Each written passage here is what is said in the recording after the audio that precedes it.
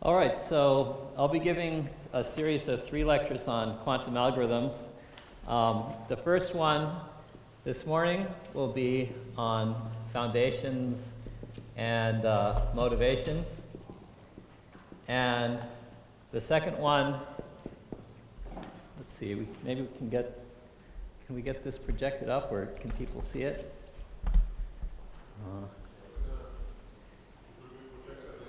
Okay.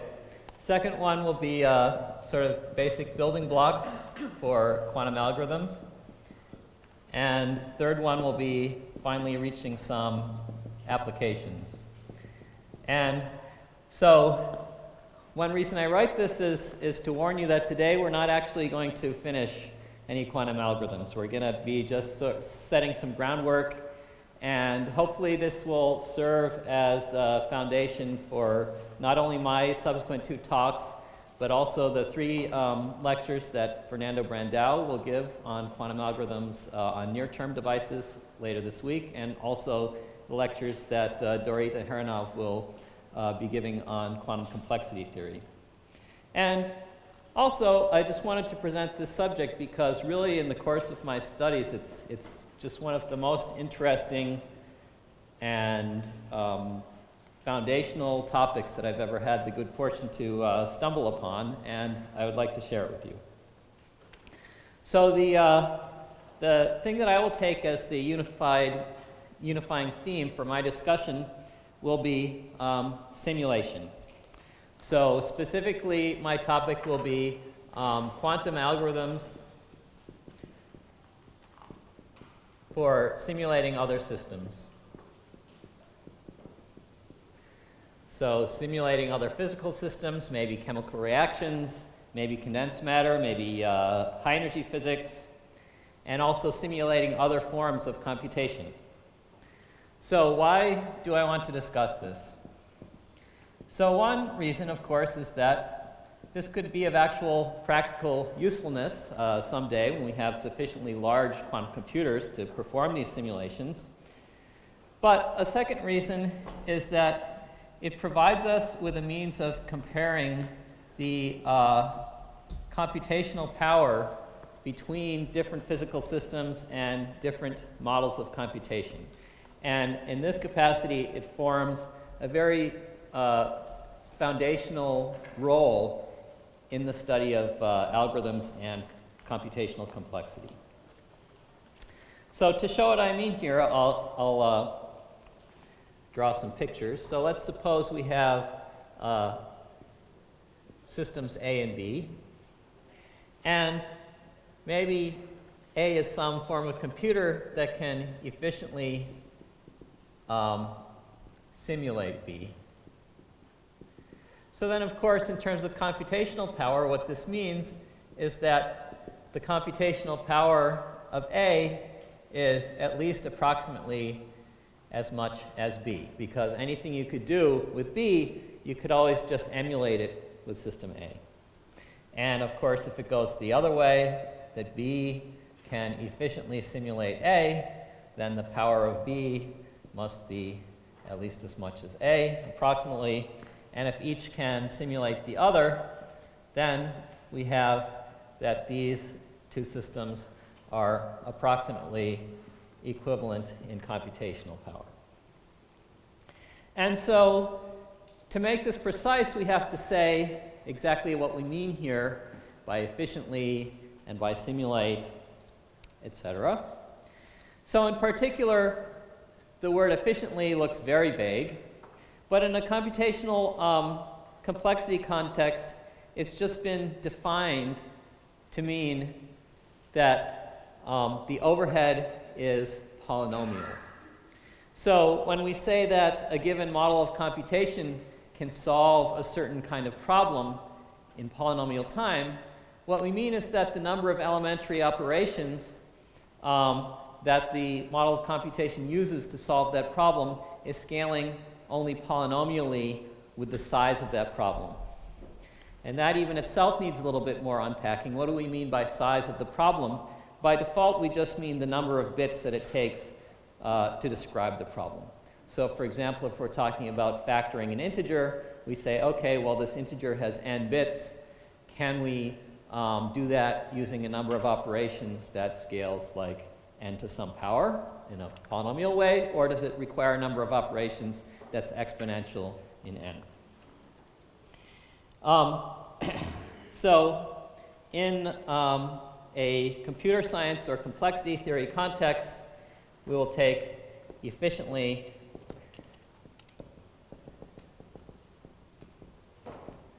means polynomial time.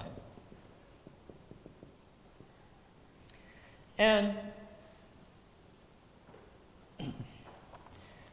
now, this is one particular choice of definition for what we might mean by efficient. And of course, there are many objections that one could raise to it. For example, if you had some algorithm where it ran in time, say, n to the 26th power or something, then in no practical sense would that actually be efficient. And perhaps if you had some algorithm that runs in time 2 to the 0.001 square root of n, then maybe that's reasonably efficient in practice for modest-sized problems anyway. So what can we say in defense of this definition? Well, first of all, it's actually not so common in practice that you'll end up with algorithms that scale according to extremely high powers. I can think of a few unusual examples, but most of the time, if you look at an algorithm, you'll see that, well, maybe this one scales as n cubed, this one scales as n squared, and so on, and higher powers are just kind of rare in practice. And secondly, oftentimes, if an algorithm is initially found to scale like some very high power, subsequent improvements can bring it down to something more reasonable like n squared or n cubed. A second thing you can say about this is that, well, if you're trying to do work that's of lasting significance, you want to sort of always stay a few steps ahead, and computers are always getting more and more powerful. Historically, they've been getting exponentially more powerful. And so over time, we're always moving deeper and deeper into this asymptotic regime where the asymptotic scaling is really what we care about. But perhaps the most fundamental reason that this polynomial time definition is useful is that it has very nice properties mathematically. So in particular, polynomials are closed under composition. And therefore, if you have, say, A can simulate B with polynomial overhead, and B can simulate C with polynomial overhead, then this is transitive because A can simulate C with polynomial overhead. You just compose these polynomials, and that's how much overhead you get from A to simulate C.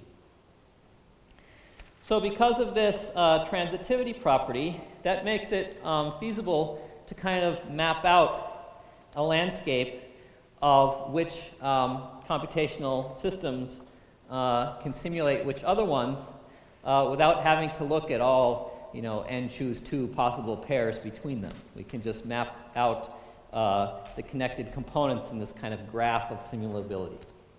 So let me start to put that onto the board.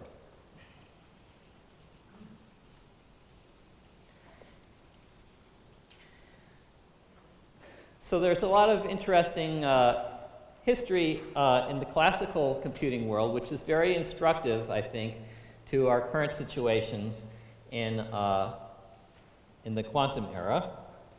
And so I'll just start to go through a little bit of this, and you can bear with me to see what the connection to quantum is. So there are lots of different models of computation that people have considered. Back in the 1930s, people were trying to really come up with a definition of what computation even is. And there were many kind of, in a sense, competing proposals. So one that you may have heard of is Turing Machines, and the sort of most canonical version of this defines Turing machines in terms of these infinite tapes with strings of bits on them. You can also look at very different kinds of proposals, a more sort of algebraic or sort of logic rule kind of definition, which was Alonzo Church's lambda calculus, which is kind of like a idealized model of what it is that mathematicians do when they're manipulating symbols on paper. And it was found that each of these models could simulate the others. So you can have these very distant things that are connected. You can make connections to other closely related things, maybe even trivial changes, like, let's say, Turing machines with trits. And then there are lots of other things. So we have logic circuits, cellular automata,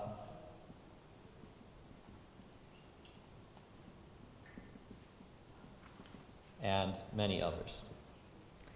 And what people always found was that, you can have connections going all different ways. What people always found was that everything they came up with ended up being equivalent.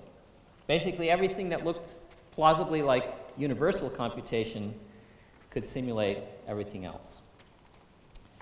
And so this, in a way, is very reassuring if you're trying to do some kind of analysis of algorithms, because you might worry that, well, if you do your analysis using one of these models, then the results you get might just be an artifact of your particular definitional choices. Maybe you'll find that, oh, I worked things out analyzing on a Turing machine how many steps this algorithm would require to solve this problem, and someone else the next day analyzes it using, say, Turing machines on trits or some other model and gets a different answer. But this is actually not what happens. Once you choose any of these frameworks, you do your analysis once and for all, and you learn something that's a fundamental underlying truth and not just a quirk of your particular model. And so this is basically the status in the early 20th century. They were looking at at first they were looking at what things can simulate which other things at all. Eventually the focus became on what things can simulate each other with polynomial overhead. And so then the question becomes, all right, if we really map out every computational model we can find, is it really true that they all end up being equivalent? So what we now know is that it appears we basically have these two worlds. There is this kind of cluster of models of computation that are classical, that are all polynomially equivalent to each other, and then we have the quantum ones. So here we have quantum circuits, quantum Turing machines, and topological quantum computing, adiabatic quantum computing,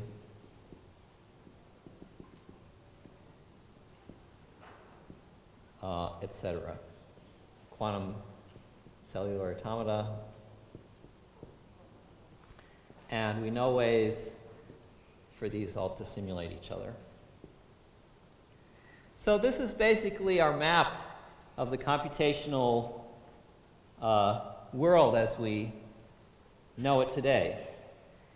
And I should say that there's no proof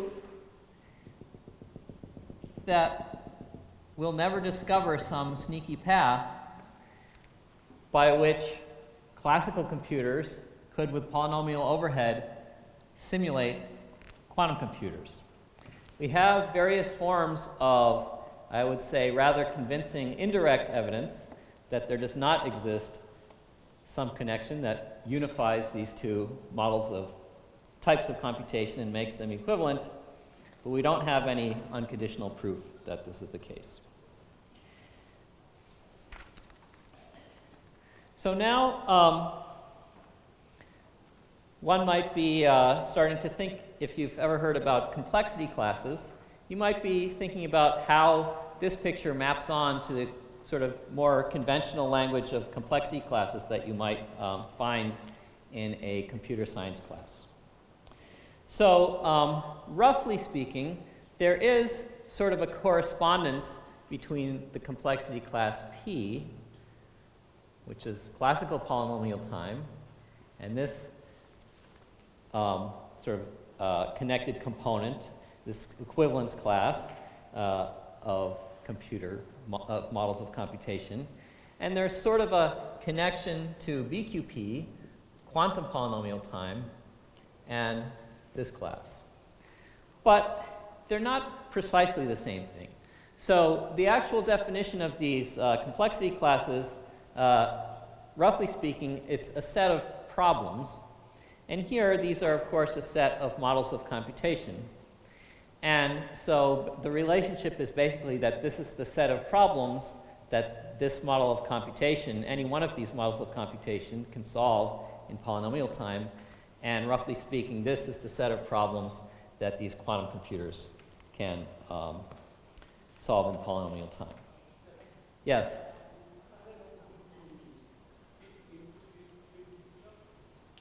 What's that? Yes, classical analog computing. Well, I will get to that very shortly, in fact. Yeah, just hold that thought. That's a very interesting detour, which I will indeed take. So aside from these complexity classes, there are also other interesting ones which do not really correspond to any realistic model of computation. So for example, you may have heard of the class NP. This is the class of problems, roughly speaking, where if someone hands you the answer, you can verify the correctness of that answer in polynomial time with a classical computer. So there's no computer that's realistic that actually solves these problems efficiently. You can define a sort of fanciful model of computation where you have a computer with a magical lucky guessing capability, where it's kind of like a randomized computer that's using random numbers. But as long as there's some non-zero probability of getting random numbers that give it the correct solution, then it will definitely get the correct solution. So one can sort of make a model like that, which they call non-deterministic Turing machines. It's not intended as a realistic way of describing the world. What it's intended is a way of classifying the difficulty of certain computational problems. And in particular, the NP-complete problems, which are the ones in here that if you could solve one efficiently, you could solve all of NP efficiently, are a very important class of problems that we do not believe can be solved in polynomial time by either classical or quantum computers. Although, again, there's no unconditional proof of that. Okay, so let's continue with this sort of historical view. And so when people proved all these equivalences between every model of computation that they could think of, they began to generalize from this experience. They began to conjecture that, well, okay, it's pretty clear what the pattern is here. Every model of computation that we can come up with that's basically realistic is polynomially equivalent to classical Turing machines. People used to believe that. And in fact, there's a name for this idea. So it's called the extended Church-Turing thesis.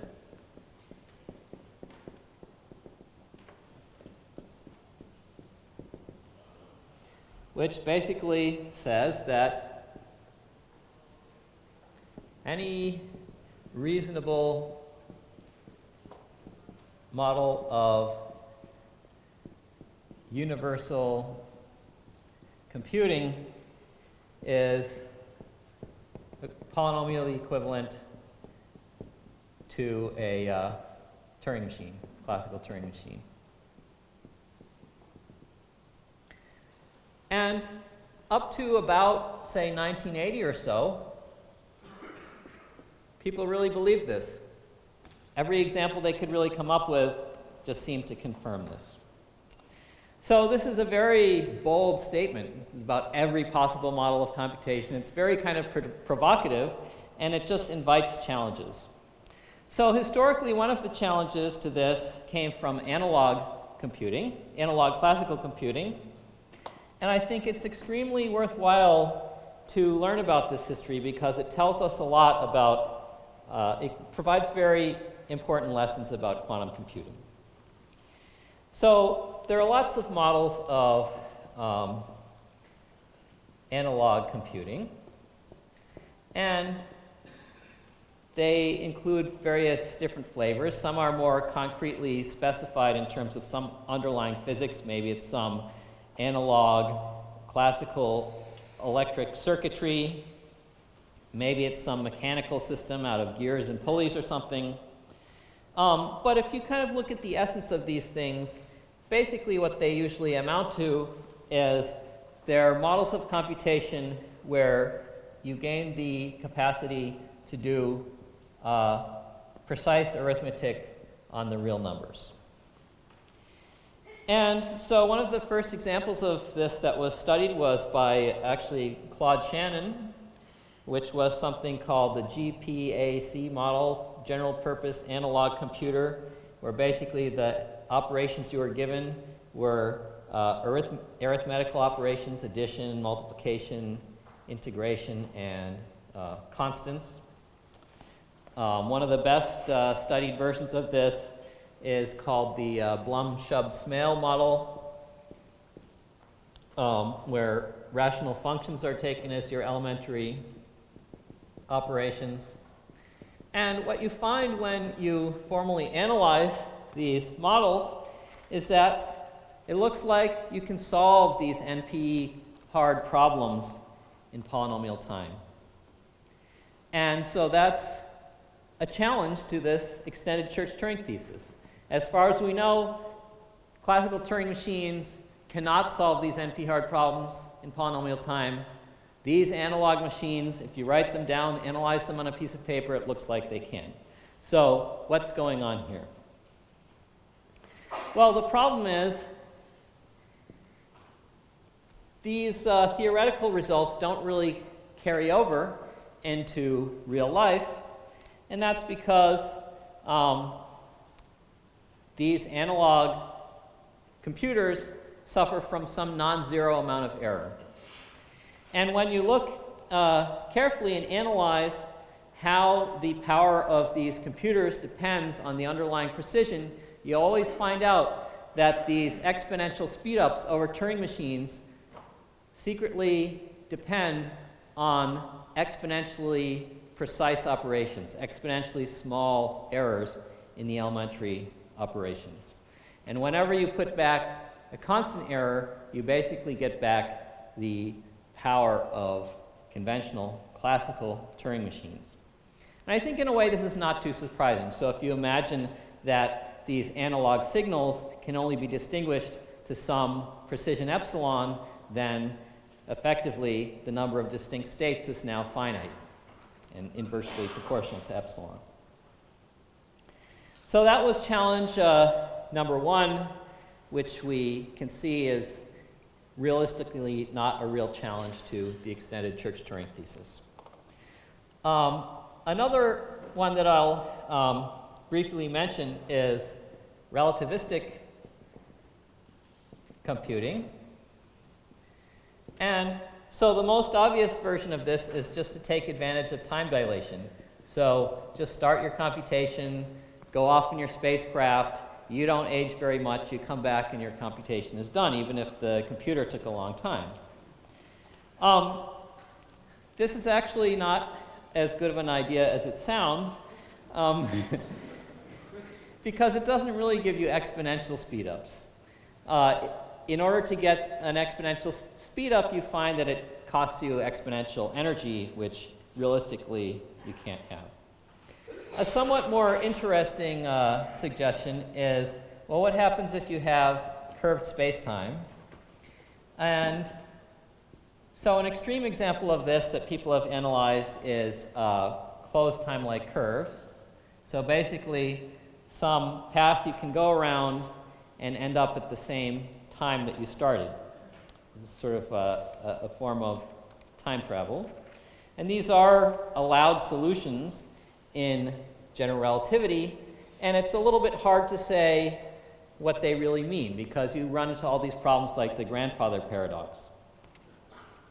Now, one solution that's been proposed to the grandfather paradox is basically that if you think not just in terms of deterministic dynamics, but in terms of probabilistic or quantum dynamics, then the maps that you go around through a closed Timelike curve actually, you can prove, always have fixed points. So for example, in a probabilistic context, a fixed point of the go back in time and kill your grandfather paradox is, well, 50% probability you did and 50% probability you didn't. That's a fixed point of this sort of like NOT gate dynamics. And similarly with a quantum channel, a completely positive trace-preserving map, such a fixed point always exists. And if you look at these models, indeed, they also suggest that you can solve NP-hard and even harder problems in polynomial time. But as far as we know, there aren't any such closed Timelike curves in our universe. So it's a little bit of a speculative subject. I'll just briefly mention another kind of interesting example, which is called Malamud-Hogarth spacetimes. So in certain spacetimes, it can be the case that if you start in some position and you go on some trajectory that has a proper time, which is finite, there could be another trajectory which exists in the past light cone of this one where the proper time is infinite. So what you could do is you could go along this path, you could send your computer along this path, you could look back through your telescope and see the result that the computer has achieved. And this is actually one proposal for challenging the Church-Turing thesis. Now, I don't think this is actually practical. For one thing, there's a question of, well, does it take, how much energy does it take to propel your computer along this path? A second issue is how much blue shift is there when you look through your telescope at this answer? Are you really going to see the answer to your computation, or are your eyeballs just going to be burnt out?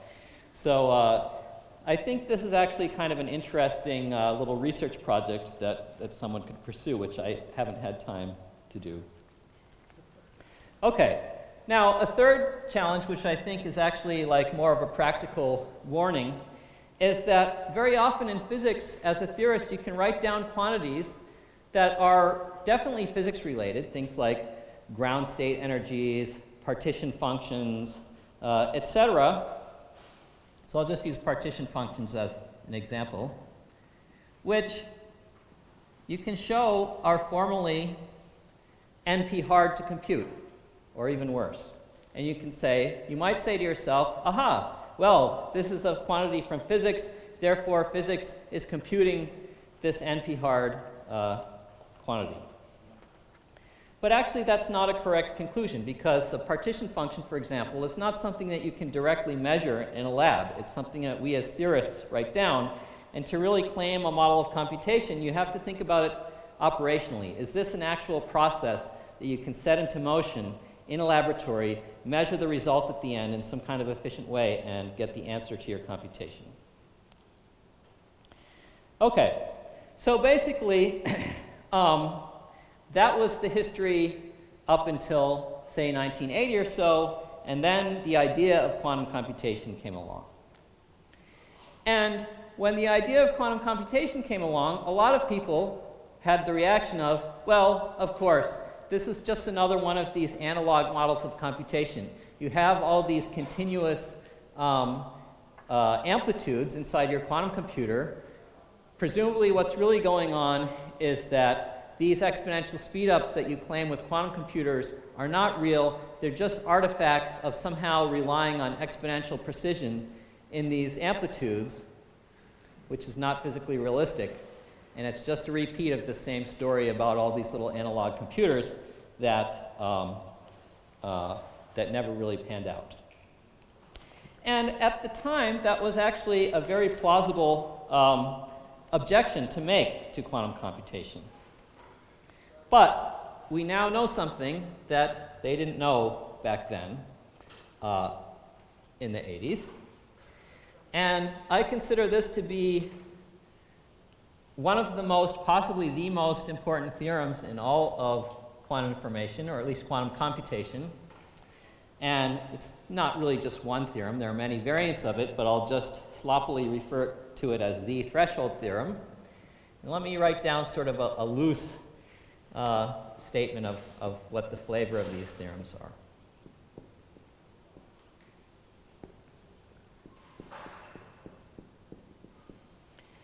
So basically, if the error rate, the error per operation, is below some certain threshold, say like 0.1%, for example, then arbitrarily long quantum computations can be performed reliably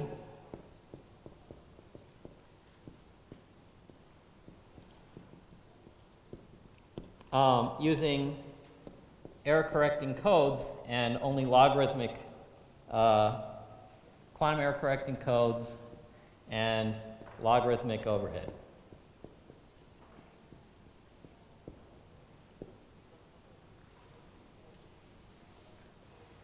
So the key point here is that this error rate is some constant, independent of the problem size.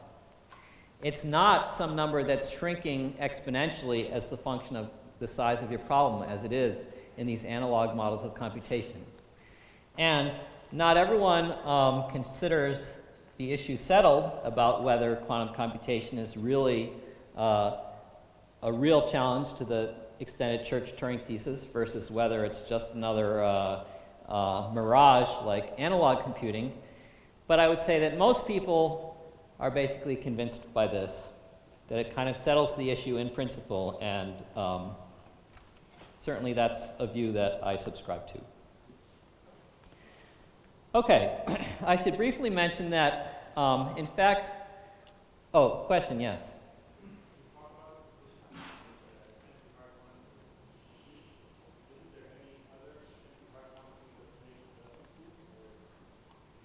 Okay, so the question was, are there any NP-hard quantities that nature does compute?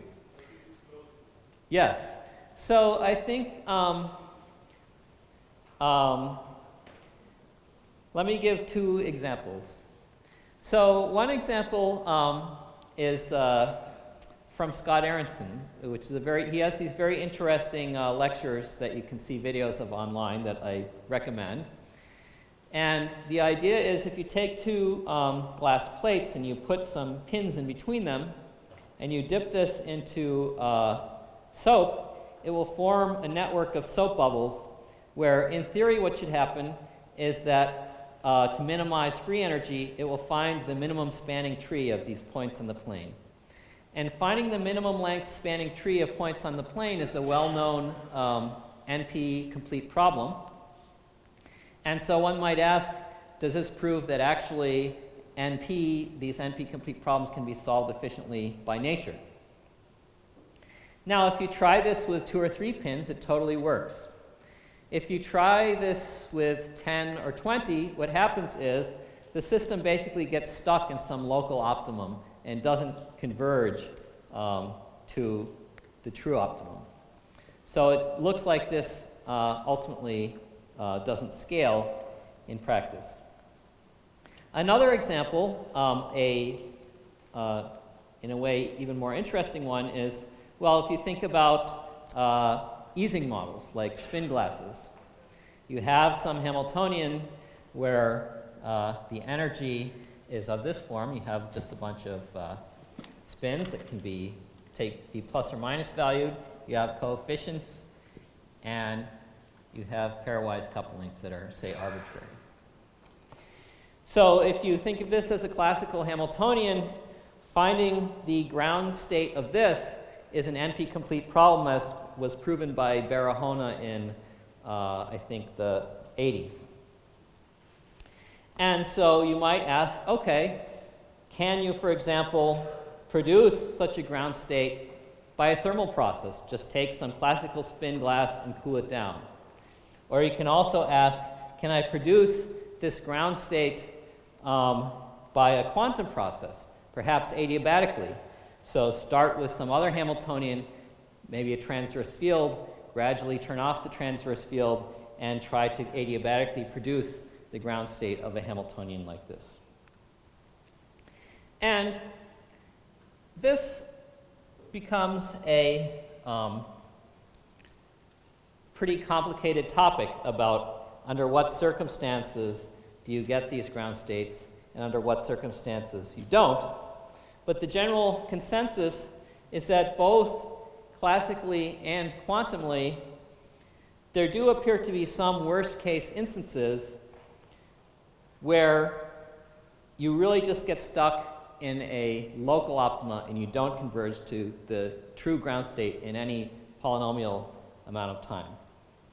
And that actually brings up kind of an important point about complexity theory, is that by default, when we talk about what is the difficulty of some problem or what is the scaling of some algorithm, we're talking about the worst case complexity. So if we just say without qualification, oh, this algorithm scales quadratically with input size, runtime is quadratic in input size, what we mean is like for all instances. Now, in practice, maybe you're satisfied with an algorithm that succeeds on most instances, drawn from some particular ensemble that arises in some context. And then it gets you into a somewhat different subject about average case complexity.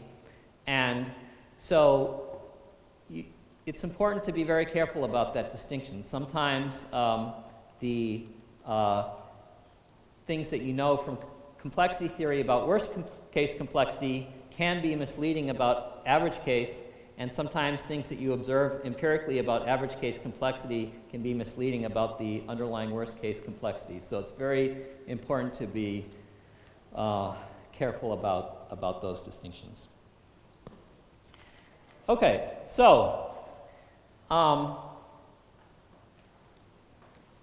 with the threshold theorem in place, sort of giving us a theoretical strong foundation for quantum computation being truly a sensible model of computation, and with some examples of specific problems that seem to be solvable exponentially faster on a quantum computer than on a classical computer, for example, famously integer factorization, people began to ask the same question about quantum computation as they had previously about classical computation. Is there just one form of quantum computation, or is it really many different things? And indeed, as I've already mentioned, the result of this was that different forms of universal quantum computation appeared to be equivalent.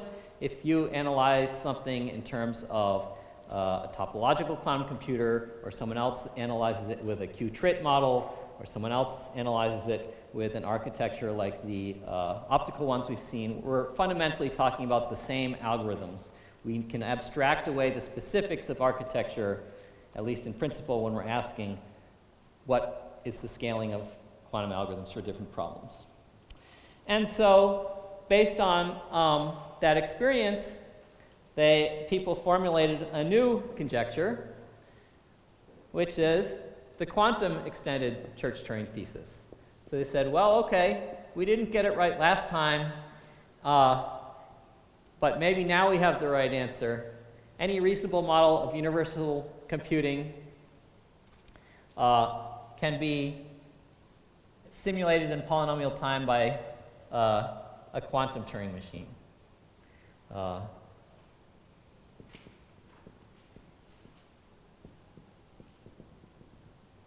that there's really nothing beyond quantum computing, and that the class of problems that we can efficiently solve in our universe fundamentally is this complexity class BQP, quantum polynomial time, and that is the final answer to this question. So, in my next lecture, I will talk about specific things that we can do with these quantum Turing machines and how specifically they simulate other systems, both physical ones and other models of computation. But I think it's also interesting to think about, is this really true? Did we actually get it right this time? Certainly we've been wrong before. Could there be anything else beyond quantum computation?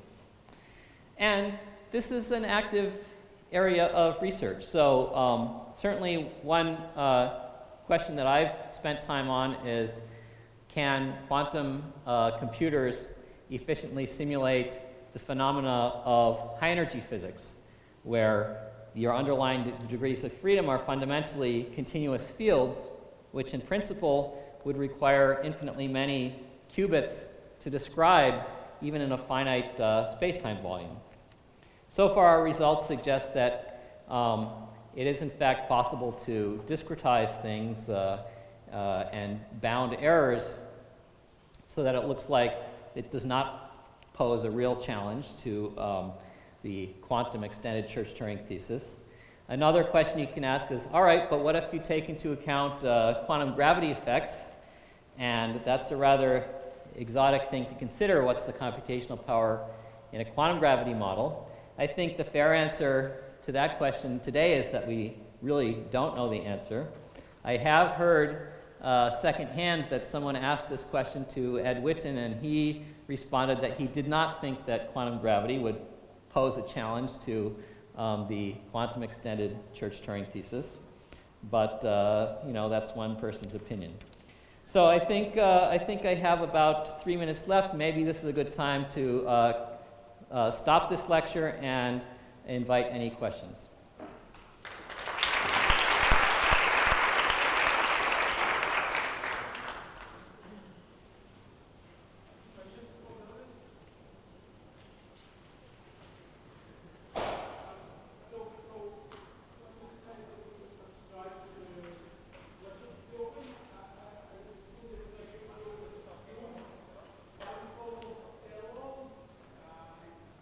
Yes, so that's right. So basically, you have to make some assumption about what your noise model is. And the easiest assumption to make is that the noise is Markovian.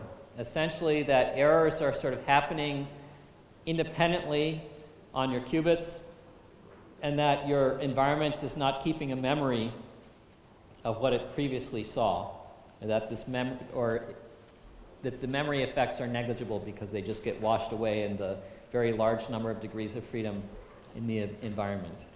And so early threshold theorems made assumptions like that, and over the years people have been able to prove threshold theorems which are progressively more general and make weaker and weaker assumptions on the noise models. And so there do remain, a few people who sort of, not sure if skeptics is the right word, but say maybe devil's advocates who always like to point out, oh, well, what about this model and what about that model, just to keep us on our toes. And so that's continues to be an ongoing thing. And also, of course, another ongoing thing that Naomi spoke about very nicely earlier this week is that a lot of work goes just into improving these thresholds. So designing new codes, designing more clever error correction techniques to try to bring this to be something more practical. Basically, you can think of progress as coming from two directions.